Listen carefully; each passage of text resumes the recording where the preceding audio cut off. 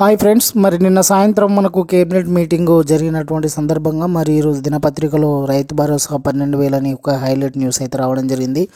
So ఎకరానికి సీజన్కు 6,000 చొప్పున చెల్లింపు అని కూడా మనకు ఇక్కడ హైలైట్గా ఇవ్వడం జరిగింది. సో కొన్ని విషయాలను మనం ముఖ్యాంశాలను గమనించినట్లయితే సాగు యోగ్యమైన భూములన్నిటికీ వర్తింపు, భూమి లేని రైతు కుటుంబాలకు ఏటా 12,000, ఇందిరమ్మ ఆత్మీయ భరోసాగా పథకానికి అయితే ఒక పేరు అయితే పెట్టడం జరిగింది. సో అదేవిధంగా రేషన్ కార్డులు లేని వారికి కూడా నూతన కార్డులు ఇవ్వడం జరుగుతుందని కూడా కేబినెట్లో నిర్ణయం అయితే తీసుకోవడం జరిగింది.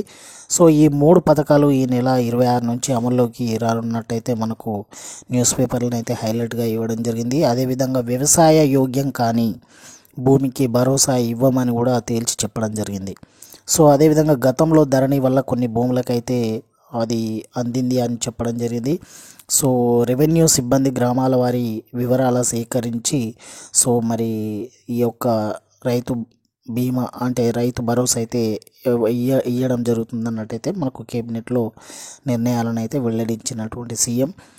సో అదేవిధంగా దరఖాస్తు లేకుండానే భరోసా అని కూడా మనకైతే మరొక హైలైట్ న్యూస్ అవుతున్నది. సో ఇంతకుముందు అయితే మనం దరఖాస్తు చేసుకోవాలని ఉండే, మరి ఇక్కడనైతే దరఖాస్తు లేకుండానే భరోసా, సాగు చేసిన పంటలపై సర్వే కూడా ఉండదు.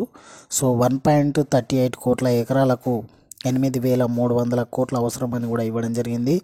సో రాష్ట్రంలో 10 నుంచి 12 లక్షల మంది రైతు కూలీలు ఉపాధి కార్డుతో వారికి కూడా సాయమని కూడా మంత్రి మండలిలో చర్చకు వచ్చినట్లు ఇక్కడ ఉన్నది. సో అదేవిధంగా రైతు భరోసా పథకం కింద రైతులకు ఏటా ఎకరానికి 12,000 చొప్పున పెట్టుబడి సాయం అందిస్తామని ముఖ్యమంత్రి రేవంత్ రెడ్డి ప్రకటించారు. వ్యవసాయ యోగ్యమైన భూములన్నిటికీ ఈ పథకాన్ని అమలు చేస్తామన్నారు. దీంతోపాటు భూమి లేని వ్యవసాయ కుటుంబాలకు ఏటా 12,000 చొప్పున ఆర్థిక సాయం చేస్తామని తెలిపారు. ఈ పథకానికి ఇందిరమ్మ ఆత్మీయ భరోసాగా నామకరణం చేసినట్లు పేర్కొన్నారు. ఇక రాష్ట్రంలో రేషన్ కార్డులు లేని వారందరికీ నూతన రేషన్ కార్డులు ఇస్తామని, ఈ 3 పథకాలను ఈ నెల 26న గణతంత్ర దినోత్సవాన్ని పురస్కరించుకొని అమలు చేస్తామని అయితే ప్రకటించడం జరిగింది.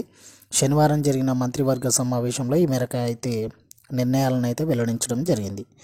సో సచివాలయంలో కేబినెట్ హాల్లో సీఎం రేవంత్ రెడ్డి అధ్యక్షతన దాదాపు 3 గంటల పాటు మంత్రివర్గ సమావేశం జరిగింది. అనంతరం కేబినెట్ భేటీ వివరాలను మంత్రులతో కలిసి సీఎం రేవంత్ రెడ్డి అయితే మీడియాకు అయితే వివరించడం జరిగింది.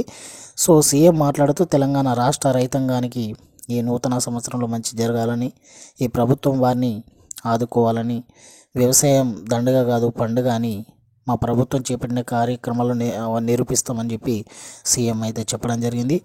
సో మరి ఈ విధంగానైతే కేబినెట్లో అయితే విషయాలను అయితే వెల్లడించడం జరిగింది. ఎకరాని సీజన్కి అయితే 6,000 చొప్పున మొత్తం 12,000 రూపాయలు ఏటా ఇవ్వనున్నట్టయితే తెలంగాణ గవర్నమెంట్ అయితే చెప్పడం జరిగింది. సో ఫ్రెండ్స్, మరి థ్యాంక్ యూ.